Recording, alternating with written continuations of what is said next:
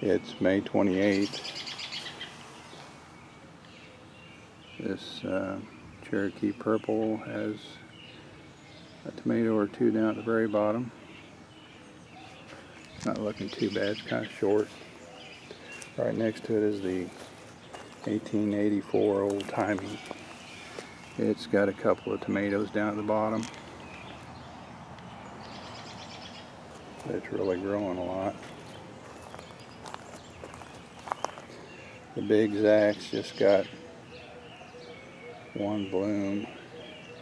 It's not looking all that great. The Red Ponderosa is just now starting to produce blooms. It'll be getting some tomatoes set on soon. Then back here, this is supposed to be a black creme. I used seeds from the same packet I grew a black creme from last year, but to me it's looking more, setting on more like a cherry tomato. So it must have been some sort of a cross that got mixed up with the black creme seeds. But we'll see how it goes. If they taste like black creme, I'll be happy with no matter what size they are, but right now it's kind of a mystery tomato.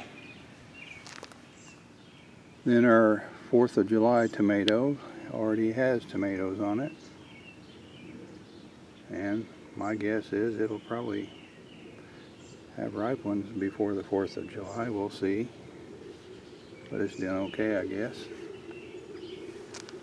The black cherry's doing really good. It's got tomatoes down at the bottom and a few more setting on a little higher up, but it's got plenty of blooms.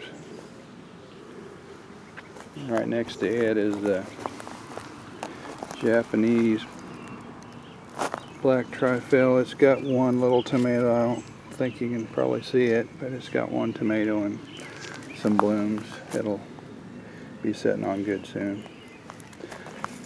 Then next to it is the Paul Rose, and it has no blooms and no tomatoes yet. Well, I guess it does have one bloom down at the bottom. Then the Omar's Lebanese, it's got some blooms now, no tomatoes. Then we have the Hillbilly.